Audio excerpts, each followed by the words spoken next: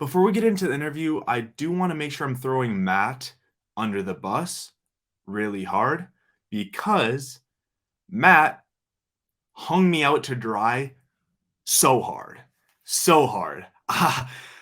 Yeah, I can't really explain this in words how angry I am. This has been a week before I've been able to do this because I'm not cooled down yet. Matt left me out to dry so hard. Anyways, we have a call scheduled with Dylan at 8:30 p.m. 8:28 rolls around, Dylan rolls into the interview. Always common courtesy of the host to arrive earlier than the guest. So I'm already expecting Matt to already be there. Doesn't show up.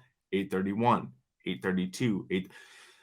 At this point, this is tough for me because I'm chatting up Dylan, which is totally fine. But all of those questions are questions I want to ask Dylan during the interview. So it gets to be 8:35, and I'm just like, hey, I got all the questions. Let's get into it. Unreal interview. It was a great interview. You're gonna really like it if you like to listen to some tennis talk. But Matt, man, you already went through a massive, massive failure of a 2022 season. You were negative $350, if I remember right, probably even worse than that at the end of the year. Bruh, you cannot go into 2023 like this. Can't do it. Can't do it. Do up to the ding ding dong day. Do up to the ding ding dong day. We welcome you to TWI Interviews. I'm your host, Ike. We got a special guest today. We got Dylan Sperry, who is the founder and operator of On the Rise Tennis, located just outside the Twin Cities in Minnesota. Dylan, how you doing today? I'm doing great. Day after Christmas, Vikings came off a big win, so I was pretty fired up about that. And just Christmas break, so it's always nice to see some family and hang out and stuff. Big Vikings win, and do you think they got a good shot at making a run in the playoffs here? I'm really hoping so. I actually just bought playoff tickets for the first round, like right before I got on here with you. So I'm hoping at least they win the first round when I'm there. That's awesome. Yeah. Yeah, I'm a big Minnesota sports guy. We were just talking a little bit earlier. You're a big Wild fan. Oh yeah, I love the follow Wild. some Minnesota sports. So where exactly did you grow up? Did you grow up in Minnesota? Yeah, I grew up out in Forest Lake. So I went to high school at Forest Lake. And I was in like this little town called Scandia, which is just like 10 minutes outside of it. So out So north. so went to school at Forest Lake, then went to Hamlin, which is Yep. part of the MIAC. Played there for 4 years. You were captain your senior year and the number one player. So what did you study at Hamlin? Did it tie anything into On the Rise tennis at all? Yeah, it did. I went to Hammond. I did accounting. I was an accounting major. Okay. So, everything with financials, like books, keeping track of the books and like being organized with the money part of it. Yeah. So that all ties in quite a bit with the company On the Rise. Where in your collegiate days or like the early thereafter did you want to create the company and kind of what you're doing now? It didn't really happen too much when I was in college. It actually happened probably a few years after. So I like graduated in, I think it was 2014. I think I graduated college in 2014, and I studied for my CPA exams. So I was doing that, passed all those, and then I started working a little bit as like an accountant, and I just really didn't like being behind a desk, just like Yeah. sitting down, not being too active. I didn't like it too much, and I started teaching some tennis over at Lifetime in Fridley or Moore Lake, and I just really started to enjoy it. And Dave and I at one point were like, wow, wouldn't it be cool to just kind of like be doing our own thing, have our own business, teaching kids. And that kind of got everything started off and going. So it kind of stemmed there after a few years after college, I guess. You're referencing Dave Boyer, correct? Yeah. So was he working at the Lifetime Fridley Club as well at that time? Yes, he was there as well. So yeah, I guess. So what happened was I was in college and I wanted to get better. So I started working with Dave because I knew Dave and Toby and Dusty all through high school. We played together, and Dave started helping me out, and then he started working at Moore Lake, and then I was like taking lessons from him. And yeah, we just hung out a lot, us like the four of us hanging out and doing a lot of things. And so we just kind of got to talking, and we are just like, man, it'd just be fun to have our own thing, own Yeah. venture. So you create that new venture. Obviously you do a ton of stuff, and I want to get into, all the facets of your business, but, probably from the initiation, was it kind of just like a tennis camp right away, or like, how did it start? It happened, I think it was fall of kind of 2017. We were kind of just looking around for places where we could maybe coach a little bit. And we checked out Baseline. They were really full. And then we just kind of happened to hear about this place out there just north up in Rogers, Minnesota, called Daytona Golf Club. Mhm. So we went and I like called up the people who owned it, got a meeting with them, and we found like just some court time to start with. Like, so, well, our first year, we literally had Monday, we had 2 courts for an hour and a half. Tuesday, we had 1 court for 4 hours. And then Wednesday, 2 courts for an hour and a half. And Thursday, 1 court for 4 hours. So that's actually how we got On the Rise started. Not a lot of court time. And, I think it was 6 to 8 kids we started with. Dang. Yeah, it So was kind of wild. where are you at currently with the club there? You said it was Daytona. Daytona Golf Club. Yep, it's up So in Rogers. so do you rent more time out now that you've kind of been established? You're 5 years in, more or Yeah, less now. yeah. It was so like we rented all the court time we literally could get actually after school, and what happened was the people who run the Rogers Tennis Club now. So like they had a lot of court time and they moved out and they moved all that stuff to the Rogers Tennis Club, RTC. And Mhm. then we were able to get a ton of extra court time. We went from, I don't know how many hours a week that was, but we rent about 90, 100 hours a week from that place now. Lessons is a big part of the business, I'm sure, kind of that reoccurring, revenue stream, and like Yeah. just kind of that constant contact with the kids and stuff, building relationships. So what are some other parts of the business? I know you put on a tournament. That's kind of what I became familiar with On the Rise through. Is I drove down from Fargo, Matt Hokinson. I do interviews with him as well, but he invited me down. He's like, hey, there's this $5,000 tournament. It's put on the Rise, and he mentioned you by name. I hadn't recognized you before. Played it, and what really caught my interest was you had GoPros lined up on some of the courts, and you had a little mechanism that you put up there, and you Oh, yeah. recorded some of the matches. And I was like, that's the coolest idea. Later, did I find out you had a YouTube channel and you posted and edited all those matches? I thought that was insane. But what are some of the other parts of your business? Outside of just the tennis part or, Well, well, so you have the YouTube, you have tournaments, you have yes. the lessons. Do you do anything else besides those three things? No, not really. We string rackets too. That's a little bit. Well, one thing we did expand to 2 locations this past winter. Okay. So me and Toby were at 2 different spots now because we grew quite a bit with kids. But yeah, we do the tournaments. Those are I really like doing them. Especially like the money one's unreal. I love doing that one. We don't actually make money at that one, but it's still I kind of like I know like after college I wanted to play and it was really tough to find adult tournaments, and I just know like if for juniors up here and adults like you and me, like if we want good competition, it just really helps to have that money tournament right here in Minnesota, right here in Minneapolis, and it gets people out there playing. Right. So I run that one. That's more like just for, I don't know, betterment of the game up here, to be honest. And Right. it's fun. It's fun to see the high level of competition too. But other forms of revenue, we just a lot of groups and a lot of private lessons and stuff, and then the other tournaments make us money. So that part's good. I tried a pickleball tournament out this past summer. That was unique. We'll Uh, say. We'll how say.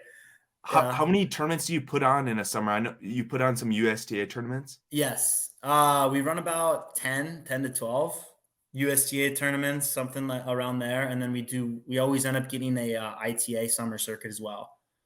So That's really awesome. yeah.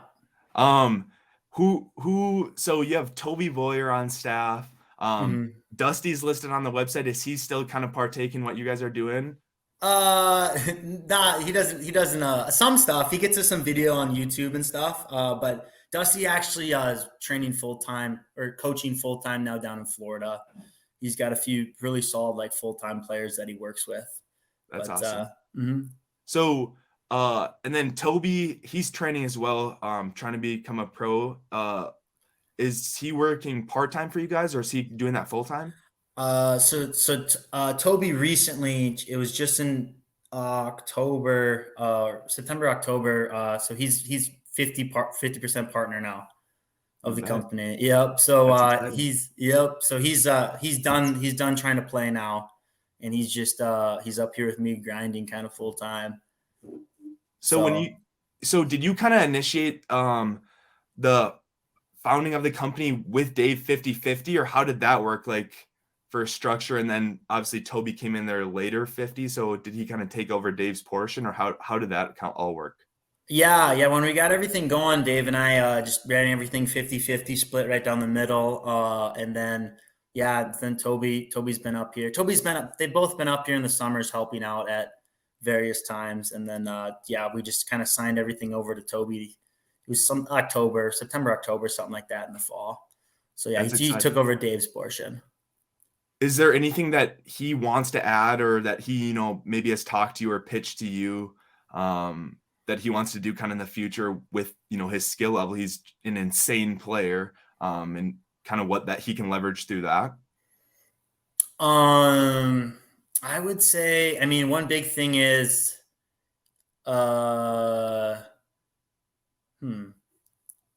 Well, I guess one like kind of big thing that we've been trying to talk about a little bit is trying to create some sort of an academy, like more during the day academy at some point, and that's kind of far reaching, potentially getting kids going homeschool or half and half. Mhm. And it's been nice now that Toby's up here. We've kind of been able to, like I said, we expanded to 2 locations, which has been a really big help. So we have this other location where we have kids hitting like 4 to 5 days a week, 3 hours a day. And we got some off court training going on over there as well. So that's kind of been a new thing that we've been able to incorporate now that Toby's up here full time.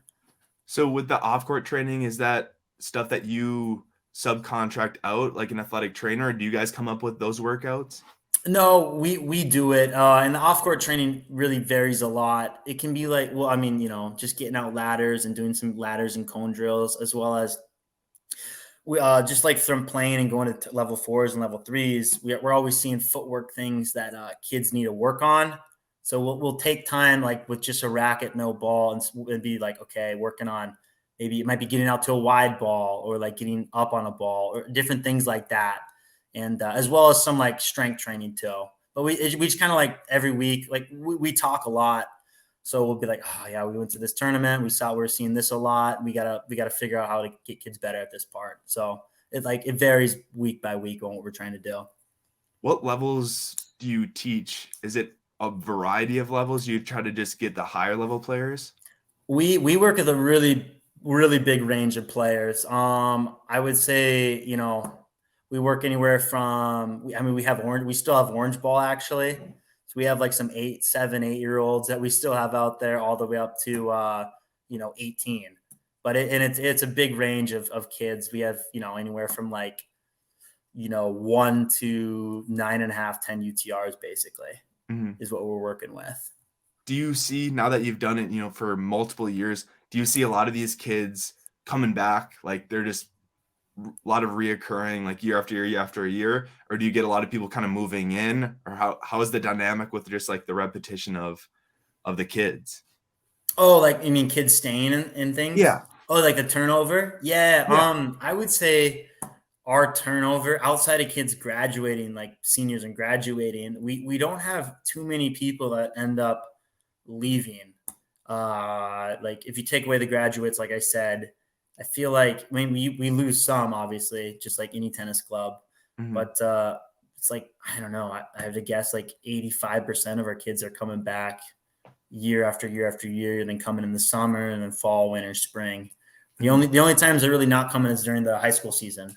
Right. when they're playing high school tennis. But no, we retained quite a few kids, and I think a lot of that has to do with like we're just like Toby and I were pretty friendly guys. We're very excitable out there, and we really just love teaching kids tennis. It's a Yeah. blast. So obviously, like in the Twin Cities area, there's quite a few options for tennis. You can go to Lifetime Fitness, and they have a lot of like good tennis pros. And then there's, I mean, so obviously some different clubs and stuff like that. What separates you apart from some of these other clubs? Like, what do you guys do that they're not? I would say one of the really big things that we have a few things I think we try to really strive for. One is that we try to keep only 4 kids on a court. We're like big proponents of repetition, like hitting balls, more balls, more balls. And it's like when you have 5 kids on a court, you're sitting out a lot and things like that. So we try to keep it to 4 or less. That's one of our big things. And then we like really try to have focused portions of hitting. So like we might start a drill out and then we're like, all right, we'll bring people in, be like, hey, next 5 minutes, we want to really focus on. It might be moving your feet, getting like don't let not letting any ball get out of your strike zone. We're gonna focus 5 minutes on that. Then we'll bring it back in, be like, okay, we're gonna focus 5 minutes on. We're gonna try to take every ball on the rise. Okay, really stepping in on balls, and we just kind of change things up with like what we're focusing on during our drills. So I think that's a big difference we have. And then when it comes to tournaments, I know Toby and I are always out there. We're watching our kids play because it's so important. If you're gonna train kids, you want them to become the best players they can. You gotta like see them when they're in a match because as tennis players, we know I can be hitting super well in practice, and then I go out to a match and maybe my forehand that feels good in practice every day, it's just like a little off, or maybe I'm tentative with it when it's a match and it comes crunch time. So things like that you can like pick up match versus practice. And I think that's super valuable that we do too. Is it is it is it a lot of work sometimes? It seems like tennis is kind of at the discretion of student schedules more or less. So it seems like you have like in the summer, the bulk of the day, but obviously now it would be later in the evening after their school and stuff like that. So you're probably working pretty long days with that. Do you find yourself, feeling like yourself like kind of overworked, or with, the YouTube putting on tennis tournaments on the weekend, or do you kind of have a pretty good manage on everything and you're in the good flow? At this point, yes, I'm a lot better. But when we first started, it was kind of chaos. I'll be honest. I had a period once where I don't think I had a day off in like 100 days. Jeez. And I was like, holy crap.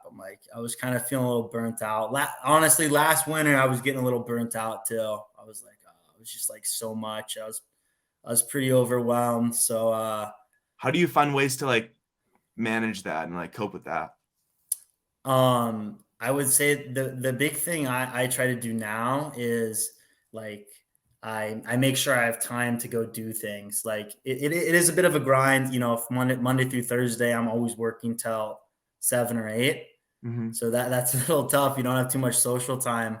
But now I've been able to incorporate it a bit more where I'm like, okay, like I'm going to leave early today, go hang out with friends or do whatever I want. So now I make sure to instill some time where I'm just getting time where I want to do something outside of tennis.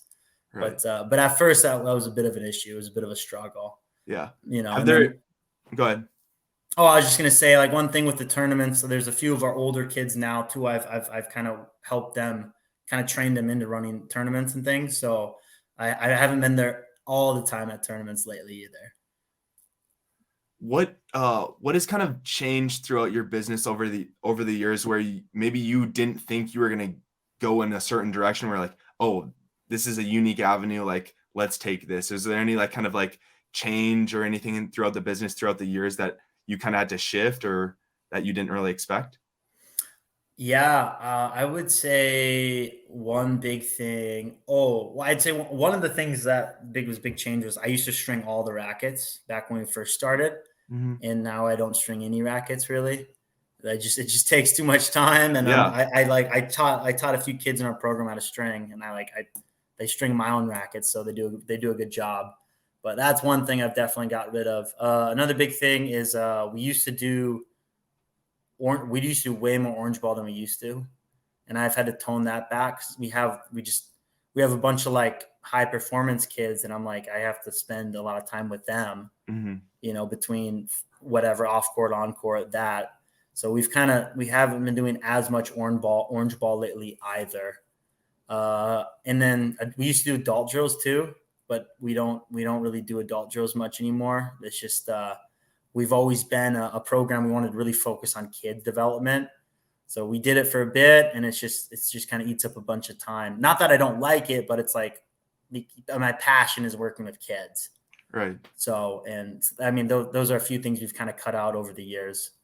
Okay. But We interviewed Sebastian Weil a few weeks back, and he went down to a tennis academy down in Texas in his early years, kind of when he was in his middle/high school years. So he, in his mindset, he was like, hey, you don't have to go down to an academy in Florida or Texas, New York, California, these places. Sometimes you thrive better, in an environment like, Minnesota. mm-hmm. What do you think an academy like yours can compete with, some of those more well-known academies kind of in the Florida area or Texas area, because you're just kind of like closer to home and stuff, and a little bit less like issue for the kid in like going out of their comfort zone, kind of like staying at home type of thing?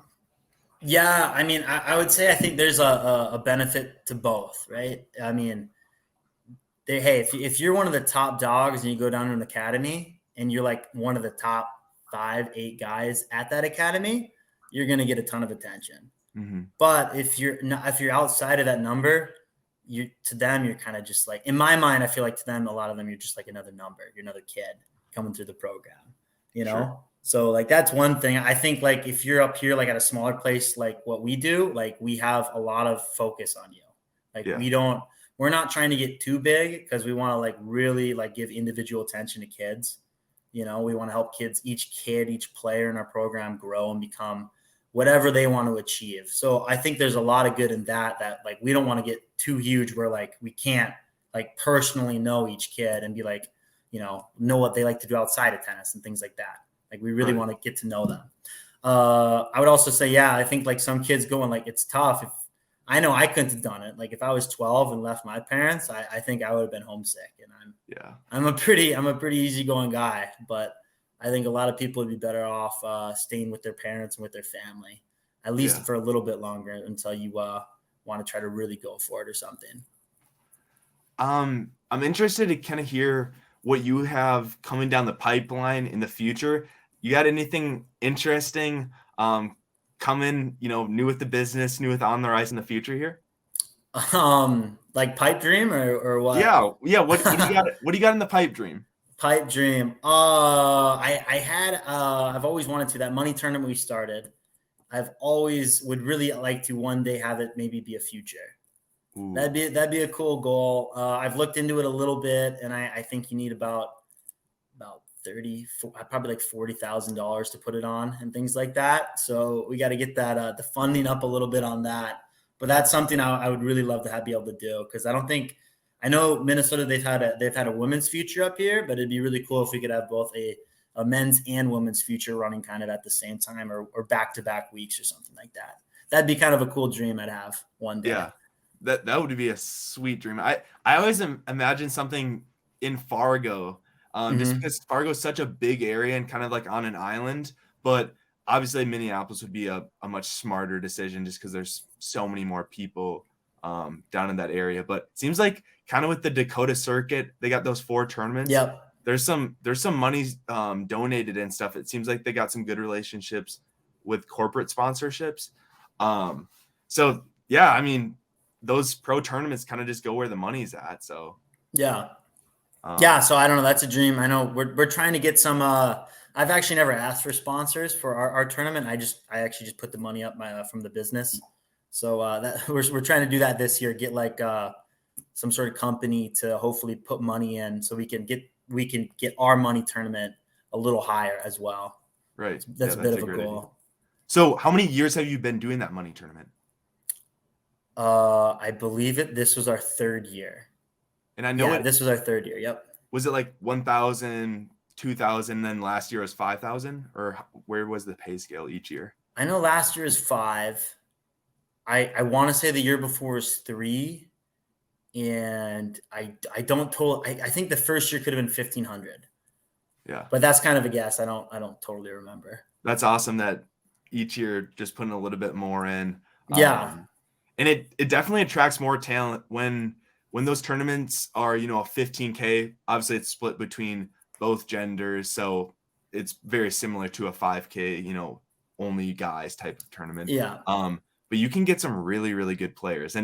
Um and it's awesome for, a player like me, or, someone like you who Division 3 player, pretty good tennis player, but like there's that next level, and to like watch yeah. that and play with that, I love it. It's such a good time. Because you can compete for a little bit, but just the consistency and like the bite on the ball is just bigger and bigger, as you get better, Oh so yeah, yeah. It's crazy. I know it's wild, huh?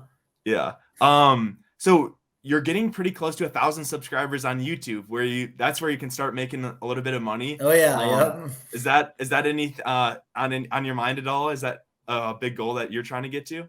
Yeah, yeah. Actually, I don't know if I put the video up, but there's a girl in our program, and I like to talk a lot. I talk big, and I was like telling everyone in the program how we were going to get to 1,000 subs, like I don't know, in October. I think I was saying we didn't get it, but so I had to end up doing a one burpee for every sub we were off by 1,000. So I have a video I have to put out where I had to do like 260 burpees in a row, Oh my and it gosh. was miserable. But yeah, so it's been on my mind a little bit, mainly because we started it, and like 1,000 is kind of like a milestone. Like you said, you get to start making money, and I was always like, oh, we got to go till we get 1,000. So yeah, been a bit of a goal, and like I said, I've been like hyping it up now for a while in the OTR program, and I'm kind of curious to see how much money it'll bring to. Yeah. Don't know. I have no idea, but we'll see what happens. Yeah. But I kind of want to wrap it up there. I think this has been a great talk, Dylan. I really appreciate you sitting down with me, talking some tennis. I've always been super interested in kind of what you've been doing ever since that tournament. And yeah, I wish the best to you, and I'm going to keep following along. So Yeah, thank thanks, you. man. Yeah, and hey, we hope you're playing this next upcoming summer. Oh yeah, for So I sure. think I think we have it June 24th to 26th. Okay. If I have that in my head correctly, but I don't know. I'll check. Yeah, I'm definitely put it on my calendar. I'll show up with Hokey. All right, let's go.